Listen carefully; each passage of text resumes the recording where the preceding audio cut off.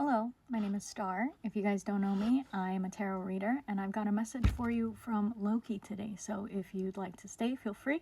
If you wouldn't, see you in the next one. But first I'm going to go ahead and ring the bell.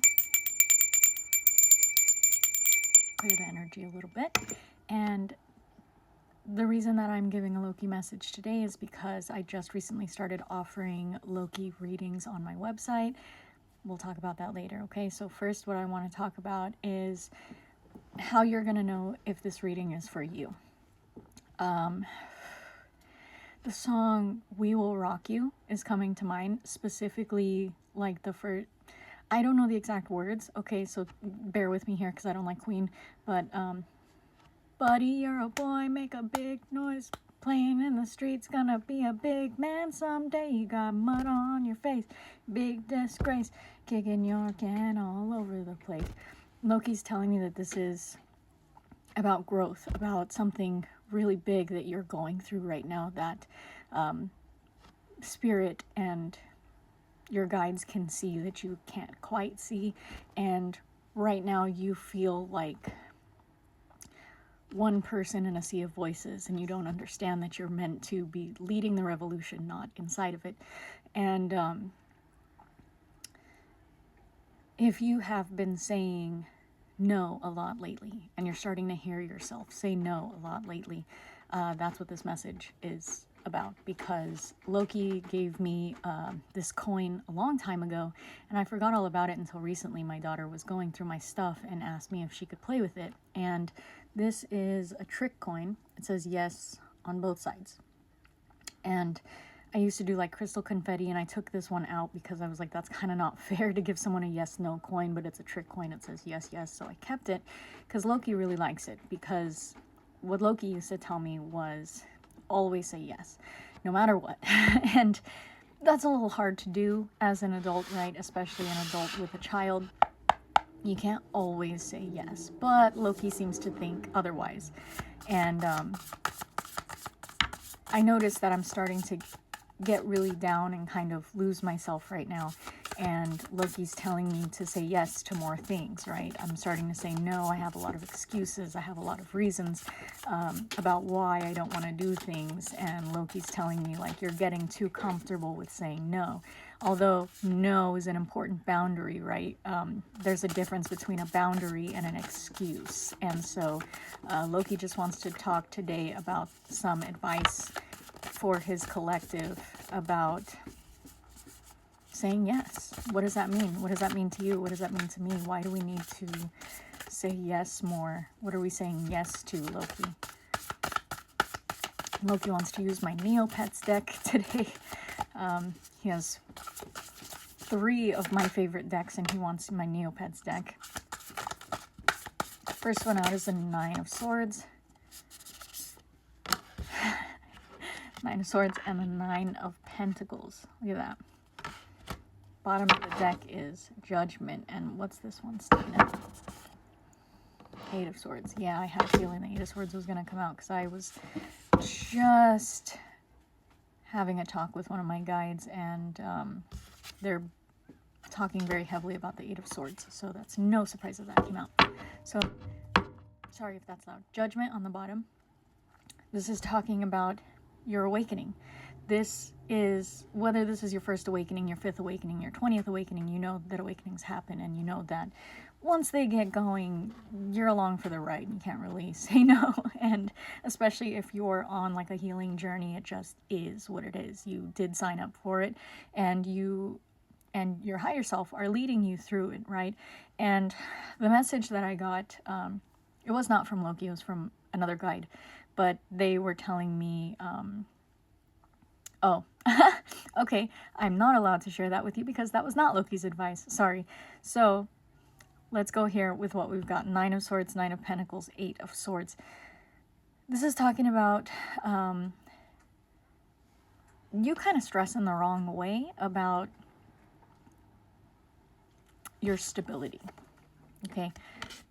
9 of Swords, 8 of Swords, going backwards, right? Taking steps backwards when you think that you're taking steps forwards, and you don't realize that it is hindering your growth. It is taking steps backwards because you are stressing a little bit too much about things that don't matter, about people that you can't control, about outside forces, things like that, things that you thought that you've already overcome.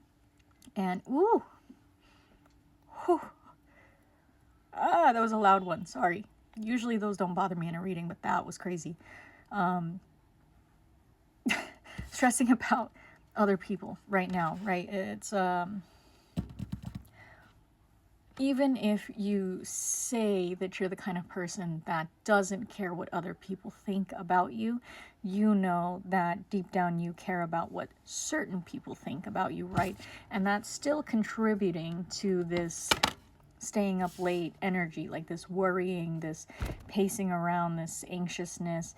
And where it's like, if you had been in ideal conditions, right? Just imagine 555 on the timer. If you were in ideal conditions, exactly where you want to be, right? Exactly how you want your life to be.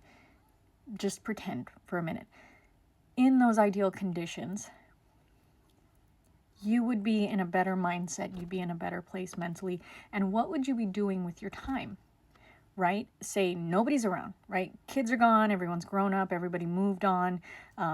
You left your husband, you left your friends, you left your family, you moved into like a place in the woods or on the beach or whatever that means to you, right? Ideal conditions. What would you be spending your time doing? And how does that look different from what you're doing now? Now when everybody is around you, right? When you have the influences of your colleagues, your coworkers, your family, people who need you, people who are pulling on your energy. How does that affect you differently in your daily life? And how is that keeping you from your wish fulfillment, your stability, right? Your dream life, so to speak. Under the Judgment card, Knight of Pentacles. Yeah, you're moving pretty fucking slow. Pretty fucking slow. He's at a dead stop. He's not even on the horse, right? Most Knight of Pentacles, they're walking the horse, right? In the Light Seer's deck, he's walking the horse. In the Rider-Waite-Smith deck, he's on the horse. But this Knight of Pentacles is sitting there looking at his fucking sword for some reason. His wooden sword, like his pretend sword, right? And the world underneath that. With the Hangman, I'll stop. The world and the Hanged Man. With the Knight of Pentacles, this is... Why'd you stop? So although you may feel like you are pursuing things and moving forward in certain aspects of your life where you might be doing really fucking well at work, right? You're really grinding. You're really pushing hard at work to do things amazingly. You're really pushing hard to make things move in your family life. You're doing all of these things. What are you doing for you? What are you doing for you? What are you doing for your world? Excuse me. For your world, for what you're creating, for your empire, right? What are you doing to make yourself happy? At the end of the day, what is it that you're building? Because if you're not building,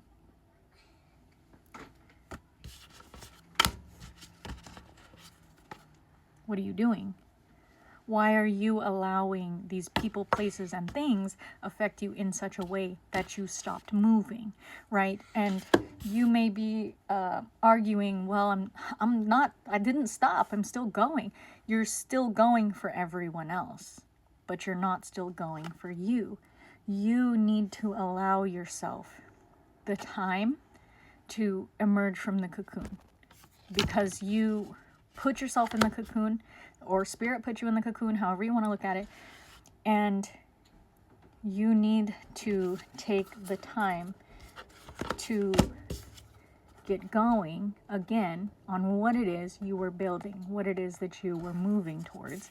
Because if you're not building, what are you doing? So I'm going to ask Loki for one more card. Loki, help me with the split. King of Cups. Don't give all of your emotions out. Don't give everybody access to you. Don't allow anybody to hold power over you. Doesn't matter who they are. Family, friends, coworkers, they are not worthy of all of you. You can give them bits and pieces, but don't give them all of you.